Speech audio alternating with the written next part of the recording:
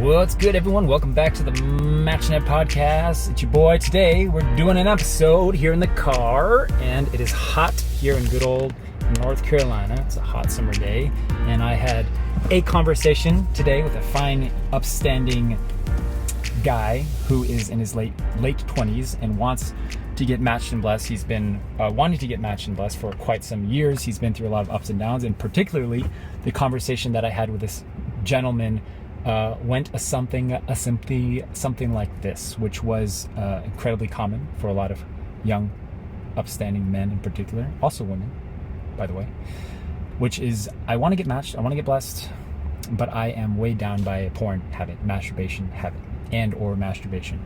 And I am stifled and not sure how to move forward. I don't know what it means to be recovered or have overcome this habit. Very, very difficult dilemma to be in. And I'm saying this not to trivialize or belittle or minimize your struggle that you're facing, the behavior and unwanted habit that you have. I'm not minimizing it, but to help understand yourself and also to reduce the amount of shame and heaviness around this topic, okay? And so I'm going to give you a few perspectives and frameworks to think through that I think will help you to move forward with this. Number one is to understand that the reason you have a sexual behavior, porn, masturbation, is not the reason you think. The reason that you have it is always, always much deeper. If you peel back the layers to why you have this behavior, even though you don't want it, if you continue to go down that road of understanding yourself, your conclusion will be much deeper than you ever thought previously, right? And so, especially in my work mentoring people in High Noon, this has become evident that when people join our programs in High Noon, they start with a surface level understanding of their behavior. They think they understand why they have the behavior, and then they quickly realize, oh, it's much deeper than that, and then they realize it's much deeper than that. And so how has this happened? I mean, how is it that we can go through the process of understanding our behaviors? Well, it's through healing. It's through recovery. And I know when I say healing, it's like, oh, that's complicated. I don't want to do therapy. Okay, sure. You don't have to do that. It's not what I'm talking about. You can do therapy if you want. I'm not saying you should or shouldn't. I'm just saying that therapy is not the only option. So don't feel like you have to, your healing recovery process has to look a certain way. What I'm saying is that if you only focus on quitting an addiction as the only benchmark and metric of success, you will always hit a brick wall and you will always fail. Another way of saying that is that only focusing on sobriety and quitting an addiction is a waste of time if you're not addressing the root issue. Let me say that again, because I know it sounded like an abrasive phrase and I worded it in that way, all right, on purpose. If you only focus on quitting an addiction, it is a waste of your time. It is a fruitless effort if you do not address the root issue. In other words, if you do not focus on healing the reason as to why this behavior is manifesting in your life in the first place. Okay? You have to recover. You have to heal. You have to go through the process of understanding why you have this behavior and deal with that. Let's break that down a little bit, because I know when I say that, something goes off in your minds because you're smart. And the next natural question is, okay, well, what does that mean? What does that look like? How do I understand my root behavior? Let's break it down like this. Principally speaking, we understand the root of all dysfunction in the world.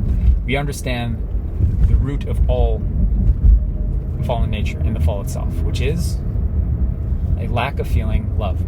Okay? Lack of love, particularly lack of feeling God's love, a connection with God. Because if you felt that love, that is the fabric of the universe, that is intertwined to every single person and our spirit and God, if you felt that love, you would not feel the desire to escape life. You would not feel the desire to act out sexually. You would not have lustful thinking, because you would just know you don't need to. You wouldn't even want to.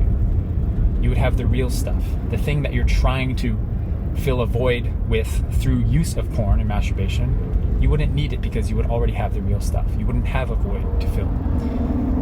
And so at the root of it That's why you have the behavior. However, it's not helpful information to just say that, because you don't see the linear step-by-step process as to why your behavior is manifesting from that root issue. It doesn't make sense. It's a complicated equation that starts with a problem and ends in the solution, but you don't see step-by-step linearly how the root issue leads to your behavior. And so to understand this linear progress, you have to connect them. And when you connect them and you see step-by-step, like, oh, that's why, then you will get it, and then you will understand and see yourself clearly, and then you will know how to address it. Okay, so let's take the surface level understanding of a porn behavior. People go to porn because sex drive issues, right? So I have a high sex drive and I'm hormonal and I need it, right? But if people are anywhat self-aware when they join a program with High Noon, for example, they realize quickly, it's like, oh, there's actually more to it than just sexual urges. If they're anywhat self-aware or wise, they will understand that this is actually more of an emotional dependency. It's more noticing when I feel stressed, when I feel anxious, when I feel lonely, when I feel low, emotionally depressed, bored, I go to this behavior. That's someone that's more self-aware. And then they will go, oh, okay, interesting. Why is it that when I'm lonely or when I'm stressed, I go to this behavior? Because it doesn't make sense logically to deal with those emotions, which are valid, normal emotions to feel, that we all feel. Stress, everyone feels that. Anxious, everyone feels that. Lonely, everyone feels that sometimes. Bored, you bet. Why is it that I go to a behavior that's really destructive for me, and I hate when I feel those emotions that are actually quite normal? Because there are 1,000,000,001 better things to do. There are unlimited things to do in those moments where you feel those difficult emotions that are way better for you than going to porn and masturbation. For example, talking to someone. For example, moving your body, exercising, doing some push-ups, doing some jumping jacks, going on a run, reflecting in your journal, praying to God, going out in nature, meditating. Endless options. Okay, so then we're getting somewhere closer to the root issue. And then people go, okay, why is it that I'm lonely? I go to porn and masturbation. Why is it that when I'm feeling stressed or anxious, I go to porn and masturbation? If you break down the emotions under the emotions, there is a need to fulfill those emotions that is not being addressed through porn and masturbation, and it doesn't satisfy the need long term. It's a short-term band-aid solution that's being squashed through a temporary use of porn and masturbation. It makes you feel not lonely for a second, but as soon as you're done the deed, you're back to where you were before. It makes you for a second less stressed, but after you've done the deed, you become more stressed again. It makes you for a second feel like your anxiety goes away because it's a band-aid solution, but it doesn't actually address the reason as to why you're anxious, stressed, bored, lonely, depressed in the first place.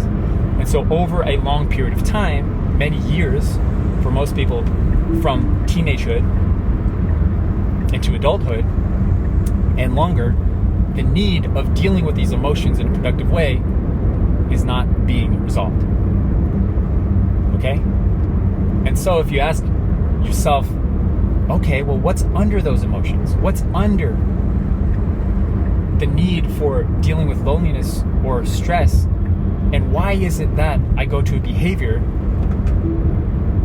that I don't like and that causes me a lot of shame and remorse, but I go to it anyways?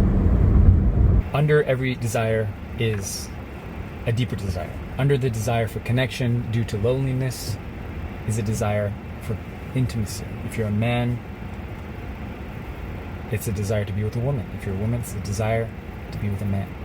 If you are a brother, it's the desire for more brothers. If you're a sister, it's the desire for more sisters. It's for connection. Under the desire of loneliness, or the emotion of loneliness, is a desire for connection, which is a good, beautiful motivator that God instilled in us. Every difficult emotion that you can imagine, there's a deeper desire underneath that. The problem is, my friend, is that from a young age, teenagehood, earlier perhaps, you've developed a habit of going to stimulation through porn, through masturbation, video games, TV, Netflix, YouTube, Instagram.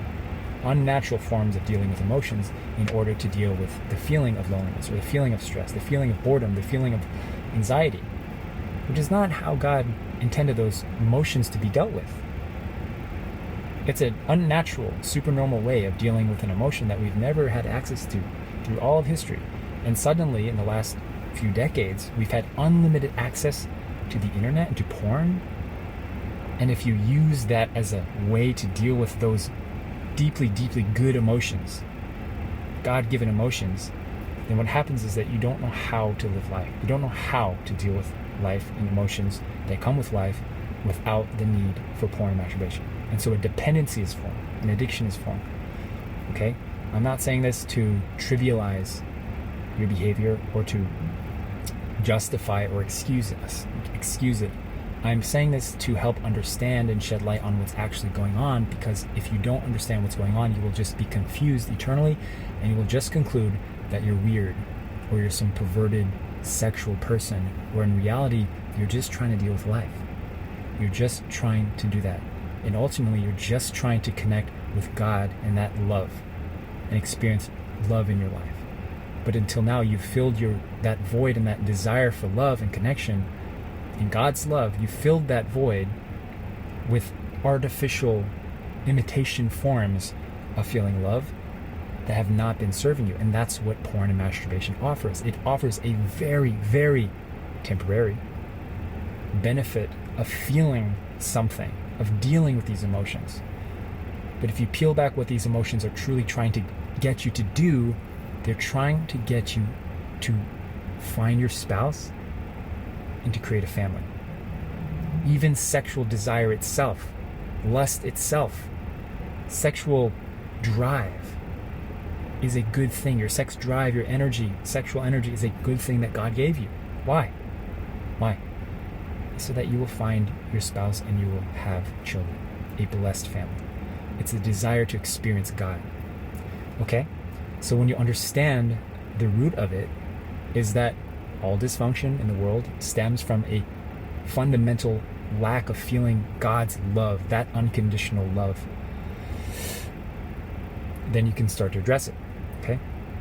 And so back to my 2 points of recommendation for y'all who are in a situation where you have an unwanted sexual behavior, porn, masturbation, and you keep going to it, even though you want to receive the blessing, even though you want to go into a matching process, even though you have conversations with people, but you are so ashamed of this that you can't bring it up, or if you do bring it up, you haven't healed adequately or appropriately to the point where you can confidently say, yeah, I've dealt with this in my past and I'm over it.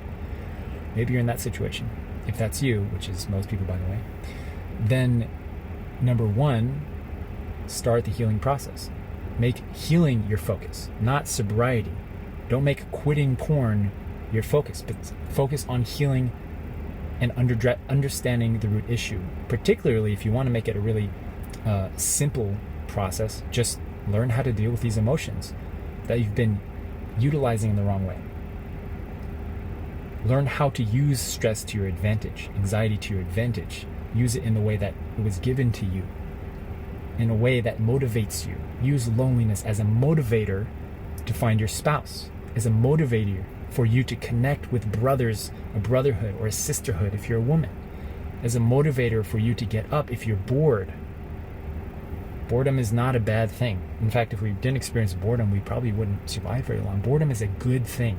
It's to help get you off of the couch, out of your bed, so that you can take action, to do things, to connect with people, to stimulate yourself, not in an unnatural, supernormal way that we have been, but in a way that is sincerely good for you and good for others and good for God. And ultimately, if you can do that, utilize these emotions to your advantage, you will experience God because God gave you these emotions. Utilize your sex drive to actually find a partner and have children, a blessed family. You'll experience God beyond measure, beyond you can possibly imagine. So that's the first piece of advice. Start your healing journey. Start it. What does that mean? It means talking with people. It means sharing, okay? It means really making this a high priority in your life. Like I said earlier in this video, if it means therapy, for some of you, that's going to be it. Do that. I recommend that you join a High Noon program because we offer for free, at scale, these healing opportunities to practice sharing and being honest and going through the process of healing. whatever that means for you guys, go through the process of recovering, of understanding how to learn how to deal with these emotions productively. And that's it. Okay, the second piece of advice is more tactical, which is make a decisive decision about your matching process and your blessing to move forward. Because the stress and the confusion around the matching process and your porn habit comes from this unclarity and indecisiveness around what to do. And the reason it's causing stress is because you feel paralyzed, because you're not sure when to move forward, how to move forward. Are you recovered enough? Have you overcome the habit enough to go into a relationship, right? So my recommendation is make a clear decision of, I'm going to heal and recover, focus on my internal self, my root cause for the next 3 months. And then after that, I'm going to start a matching process. That's it. You make a decision. I'm going to do this for 3 months or 6 months, whatever your time frame is, guys. I'm going to do this healing part, and I'm just going to, after that, I'm going to go into a matching process. If you can do this and make a decisive decision, you will feel liberated. You will feel more peace of mind because you already will know what you're going to do in that area. So you don't have to think about it anymore. You just decide, I'm going to focus, my number one priority in my life for the next 3 months is going to be to recover, to understand my root cause, so I can stop going to porn and masturbation to deal with emotions, but actually deal with those emotions in a healthy, productive way, and ultimately experience more God in your life. And if you can do that for 3 months, doesn't have to take longer than that. It's one of the greatest fallacies in self-help and healing, is that time heals all, which is what we say. Time heals all. That's not true. Time doesn't automatically heal all. Time creates opportunities for healing depending on the work that you do within that time. Healing happens in one conversation sometimes. You could completely heal a trauma, a wound, a pain point in your life through one conversation with the right person, and being seen by them and being completely open and honest with them. And they receive you and they give you grace and God's unconditional love, despite feeling like I'm a piece of garbage and no one will accept me. And this is so shameful and so painful that, of course, this person's going to disown me. But then you receive nothing but grace and love from that conversation. It is life-changing, because then you're able to see yourself as God sees you. And how does God see you? God looks at you and says, son, daughter, I'm sorry, you're in pain. All of humanity is. You make mistakes. All of humanity does. It doesn't make you any less worthy of love. That's it. And I hope you know you're worthy of love. So please get up and keep going. Please get up and keep going towards what you want in your life. And if you're watching this video and you're in this situation where you want to get blessed, but you're feeling stuck because of unwanted behaviors, then what you want in your life is to create a blessed family. And God is telling you, yes, you are not flawless. Yes, you have made mistakes. Yes, you are making mistakes. But you're still worthy. You're still loved. Just keep going. Just keep moving forward. Do you think God is sitting up there like, oh, I'm so upset? You know, we often talk about the sorrowful heart of God, which I believe, but to the point where we believe that sometimes God is just up in heaven in spirit world, just wailing all the time, and I'm so sorry, my life is so difficult, I'm so hurt all the time. I don't believe that. This is my unpopular belief, I know. I don't believe that God is only a God of sorrow, because I'm a parent, and I know that a good parent does not feel sorrow or remorse for children's mistakes. Maybe for a second, we'll feel hurt or disappointed, but we'll get over it. A good parent will get over it and say, you made a mistake, son, daughter. I believe in you, and I love you. Keep going. A good parent does not sit in their room and say how hurt they are. So I don't believe for a second that that's the kind of God that we have. God is just feeling sorry for himself all the time. No, God is not like that. God is a good parent. God is the parent of unconditional love. All right? So there's nothing you can do or say or feel or think that will make God feel eternally just, oh, I'm so disappointed in my son because he watches porn. Boo-hoo. No, God is not like that. God says you made a mistake. And God laughs it off. It's like, keep going. God is the ultimate champion of patience, my friend. Think about it. God is patient. God believes in you. You can't be God, create humanity, and go through the fall, observe the fall of humanity without having a little bit of patience and long-term thinking and believing in the outcome of humanity, the end goal, and believing that ultimately evil will kill itself off and goodness will prevail and triumph over everything. God believes in you. God believes in you. So there's nothing that you can see or do or think or feel that makes you less worthy of that love. Nothing. So what do you have to do? The only thing I hope for you guys from watching this video and the other videos here is that take action. Just take action. There's a word for wanting something but not doing it because of fear. It's called cowardice. And that's why courage is important, because if you feel fear to go in a matching process because of your porn habit, if you feel fear to start the healing process, to get help perhaps, to talk to your parent or a brother or sister about your porn habit, if you feel fear of joining a High Noon program, good. God gave you that emotion too. Fear. So that we know that something needs our attention. If you feel fear, it's indicative that there's something in your life that needs your attention, because you wouldn't feel fear. It wouldn't be called courage if it wasn't a little scary. Think about that for a second. It wouldn't be called courage if it wasn't a little scary.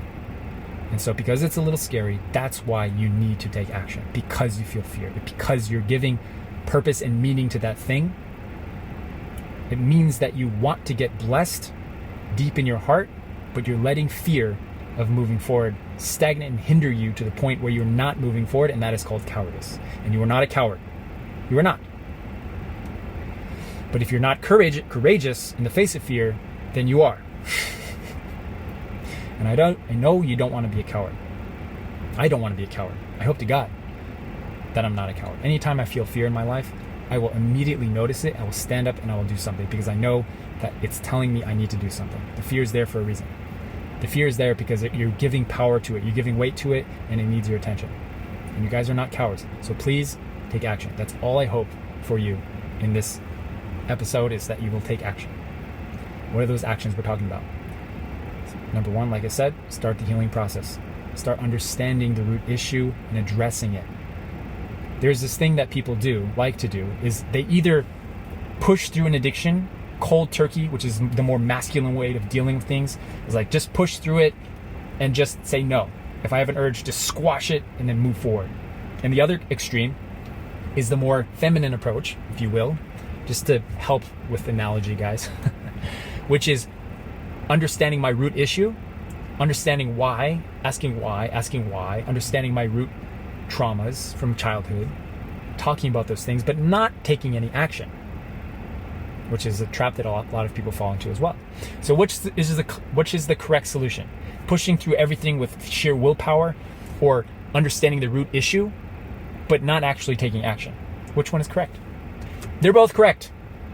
In the same sense that we need a mother and father, we need a masculine and feminine, we need to understand the root issue, and we need to take action. But if you just understand why and dig deep into your heart and understand all your childhood psychobabble and psychoanalyze your life and get stuck there, and you don't move forward and you don't take action, guess what? You're not going to heal.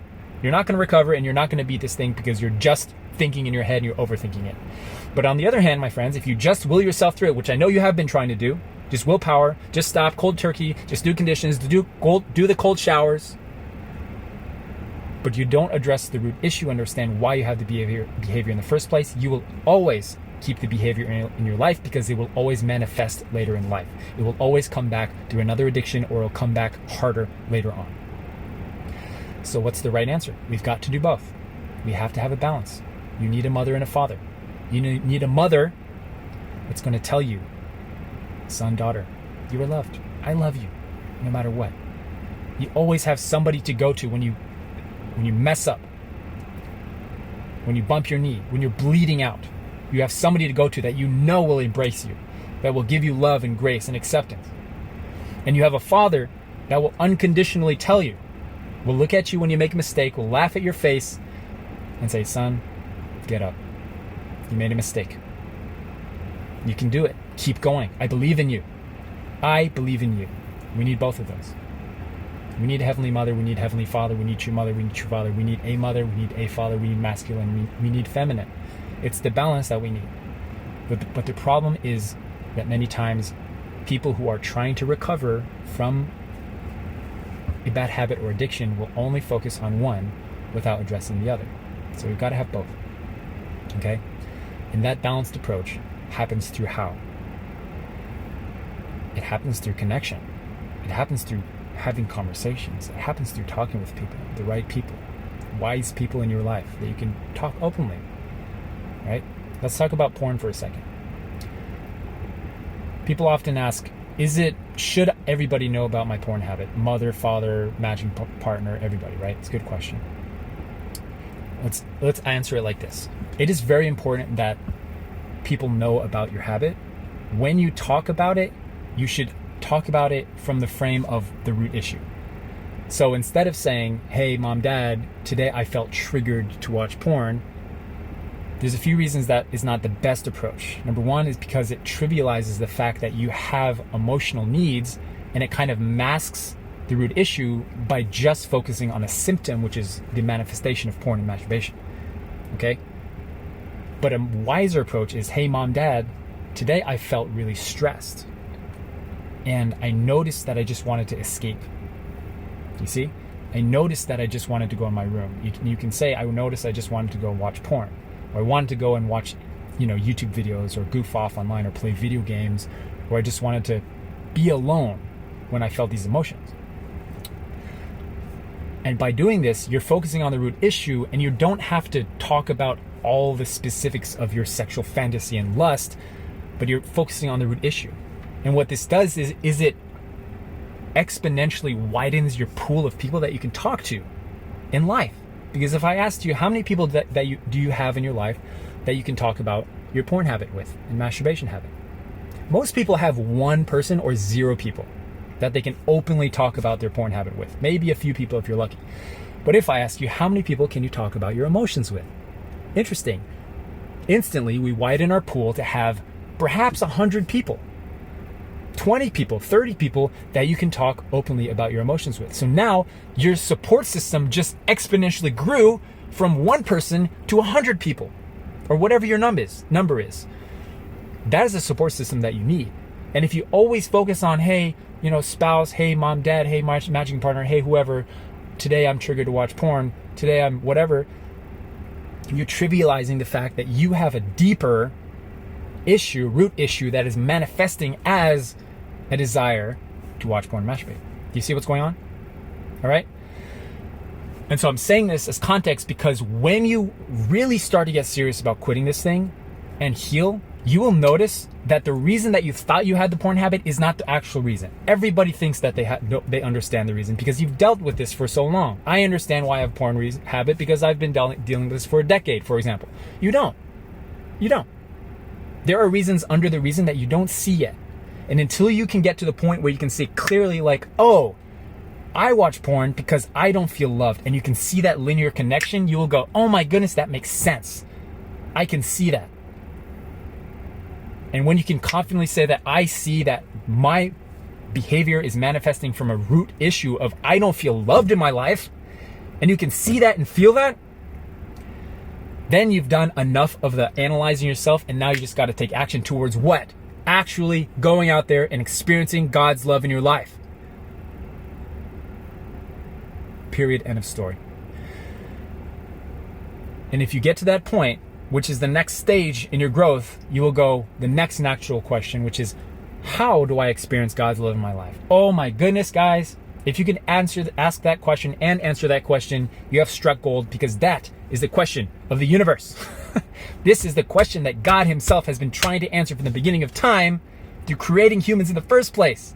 This is the question that humanity from Adam and Eve through all of history has been trying to answer. This is what true parents came to try to answer, my friends. Is how do we experience God's love? A simple question, but a question that anyone rarely, seldom stops in their day to think, how do I experience God's love today? How do I give God's love today? It is interesting to me how little we ask ourselves that question and ask that question to other people, even though we know that it is, dare I say, the single greatest thing that we do in our lives. Think about it like that. If it's to experience love, not many people will disagree with that, by the way. Religious, atheistic, agnostic, and other will agree with that simple fact. The most important thing that we do in our lives is experience love and connection, relationships. Not many people will disagree with that. In fact, they've done studies. The Harvard study, one of the longest studies done on humanity to date, concluded that the true way to experience happiness in our lives is through relationships. Period, end of story. Not about money or status or how busy you are or how great your life is. It's about, do you experience deep, meaningful connections in your life? So if that's the purpose of everything, why is it that we don't stop to actually prioritize feeling God and giving God that love that is imbued in the fabric of the universe that we breathe in spirit world? Why don't we stop? I'm not frustrated, guys. I'm not angry. I'm passionate. And I'm passionate because I can see an opportunity for you. I can see an opportunity clearly. I know the pains of dealing with a porn habit all too well. I know the pains of striving for a value that you cherish, a virtue, an ideal that you want, which is a blessing, a blessed family, and being chained down by the remorse of an unwanted porn habit. I know it all too well, guys. All right? As most of you do, as all of you do. And so I see the missing opportunity is that you're not focusing on the right thing. You're focusing on trying to quit an addiction, which is a good effort to make. Congratulations. But it is a fruitless effort if, caveat, if you do not address the root issue. If you only try to push yourself and will yourself through an addiction, anytime you feel an urge, going to Chongqingwon saying, oh God, please make this urge go away. Jesus Christ Almighty, please make this urge go away. Take a cold shower. You could do that all your life and you could quit porn. But does that make you a successful, happy human being? Not really. It's pretty miserable if you ask me. What if you could not have urges anymore? Interesting. What if you could look at your spouse, your wife, in the future and look at them with utmost desire, only for her, and not even have sexual urges, not even have a desire to go on Instagram, YouTube, or down the porn rabbit hole ever? Imagine if that were possible. I know it's possible because I've done it. I know it's possible because I know many people in Hainan that have done it. I know it's possible because you have dug yourself into this hole, which means you can dig yourself out of this hole. That's what that means. You got here on your own through a place, unfortunately, from a young age of consuming sexual content online. Started innocently, perhaps through watching shows, movies, Instagram, porn, eventually masturbating to that stuff. And years down the road, you're here where you are now. It's unfortunate. I don't blame you, actually. I don't blame you. And the opportunity is that you have a chance to get rid of this because you've developed this habit, which means you can undevelop it. You can detox it. All right? Let me go back to this point. I don't blame you. I really don't.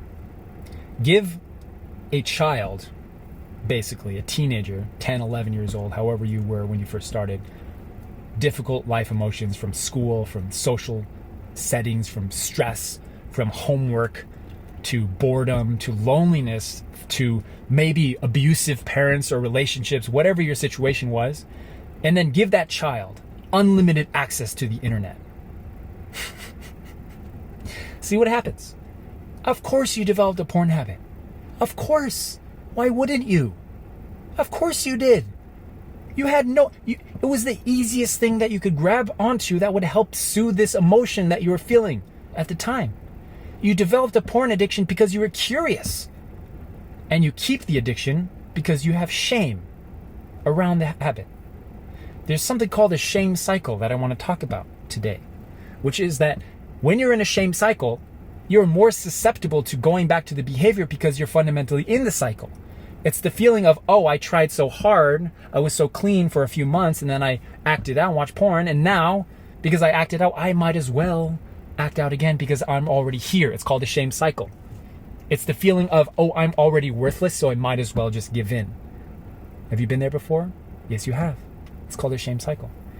In other words, guys, it is a subconscious way to self-sabotage yourself and tell yourself that you're unworthy. It's your way of proving to yourself, I know you were unworthy, and you might as well just give up because you're already unworthy of life, of the blessing, of love, of your parents. It's your self-sabotaging that's going on. So the solution to this shame cycle is what? Remove yourself from the shame cycle. There's something interesting going on with particularly religious people, is that people that feel shame around their habit, their porn habit, and their masturbation behavior are more susceptible to keeping the addiction than people that have no shame. Interesting. People that have higher standards for themselves have a harder time breaking an addiction, a bad habit, than people that have no shame around that behavior. Interesting, right? Why is that? It's because the shame itself is chaining you down. The shame itself is causing you to spiral further and further down. It's the typical example of going really clean, doing your best, like trying so hard to will yourself through the habit, going weeks, months perhaps, and then you act out once, and then the whole weekend is gone. Then you're just binge watching porn the rest of the week, and you keep that behavior just binge watching for months and months and years. Where in reality, when you first made a mistake, you could have just said, oh, that was weird. What happened? Let me take note. What led me to this? What thought patterns, what emotions led me to this? Let me talk about someone. Nip it in the bud, get up, and keep climbing the mountain. That's what could have happened.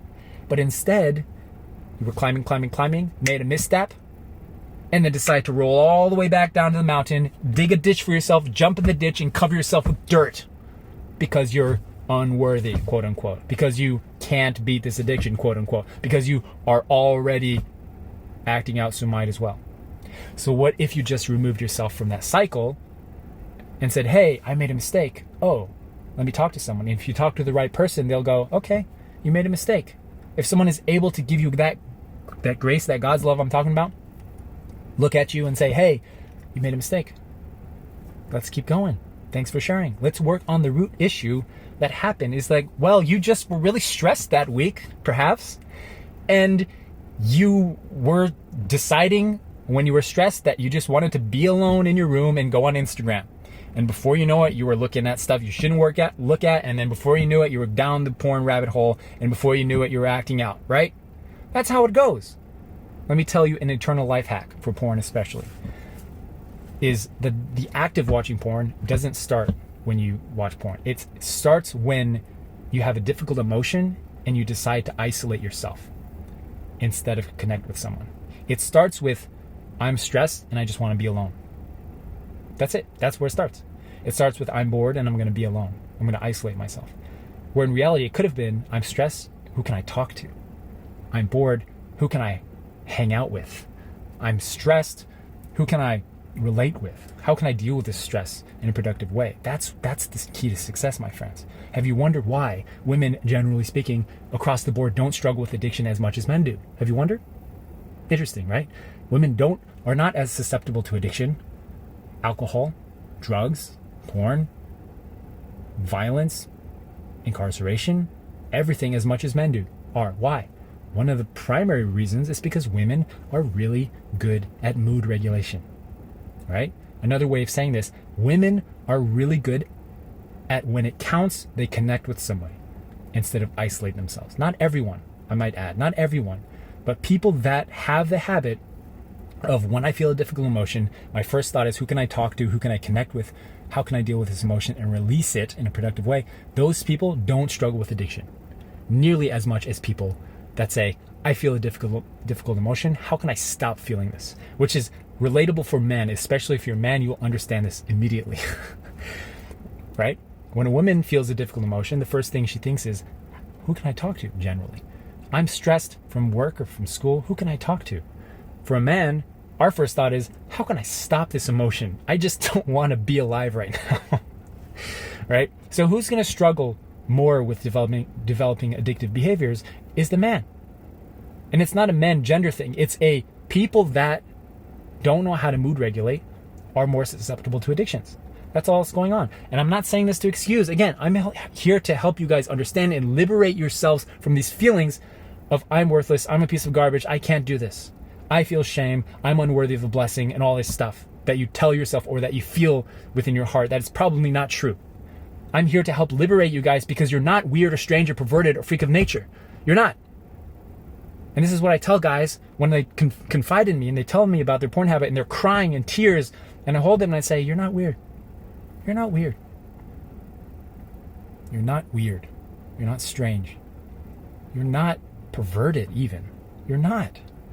You are not weird. You're just in pain. You're in pain like everyone. You're in pain like everyone, and you have just found your easiest way to deal with that pain. The easiest way for you to deal with the pain. The most convenient way to deal with that pain. Which is to watch porn and masturbate. Because it does offer a very temporary solution of releasing that emotion. It really does. It's very temporary. It doesn't help. But you're just in pain. And that's the easiest thing that you found to deal with it. Because you were a young kid when you started. And you had difficult emotions. And you never learned how to deal with it. So you grabbed onto the first thing that helped you feel better. Which is porn. And then you developed that dependency over a long period of time. You know? Not many parents sat down with their son or daughter and said, hey, you know, tell me about school. What's stressing you out? And teach you, hold your hand and show you how to deal with stress. Like, son, I'm going to show you how to deal with stress. I'm going to teach you and how to deal with difficult emotions. Not many people had parents that showed them how to do that. Not many. And so you grabbed onto the easiest thing that helped you relieve those emotions.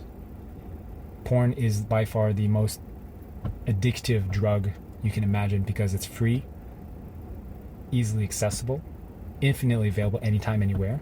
Doesn't leave any physical ramifications on your body like drugs do, right? Or immediate ramifications. And so when you're a child and you give unlimited access to the greatest drug imaginable, of course you're going to feel addicted to that and develop a dependency on that. Of course. Not to excuse it. It's not okay. It's not okay. But it is your responsibility to fix it. So I just came home with my kids. I didn't expect this episode to go on like this. I just wanted to give you 2 practical pieces of advice. If you are struggling with your sexual integrity, number 1 is to work on your healing journey. Go to highnoon.org. You're going to find your people there. High Noon's primary mission is to help young folks who want to prepare for marriage and the blessing, have sexual integrity, reduce the shadows in their lives so they can confidently, courageously go towards the blessing. So that is the place for you. Number 2, please do just move forward and make a decisive decision about the matching blessing. Just say, I'm going to work on myself for the next 3 months or 6 months or a year. And then after that, I'm going to start a matching process. I'm going to start talking with people. And through the process of talking with people, you will learn so much about yourself. All right? And when you have these conversations, talk about things like your healing journey, your recovery journey. Talk about it. Talk about the emotions that you've learned how to deal with in your healing journey. And if you find the right spouse, right?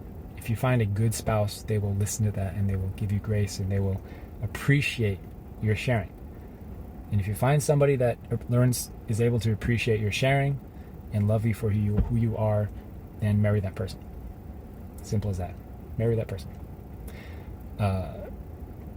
Yeah, I often say this, but the greatest litmus test for a person that you should marry is that you're able to show all of yourself, be completely seen by them, even to the point where you're uncomfortable sharing stuff, and they're able to receive you and give you grace. That is the most healing experience in the world. That is the best feeling in the world because that is God.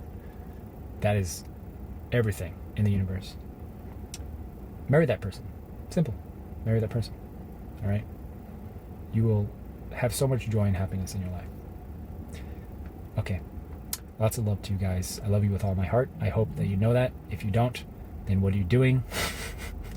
And be sure to check out other episodes here if it's helpful for you guys. Let me know if you want to hear other content or content similar to this. Love you guys with all my heart. Let's do it.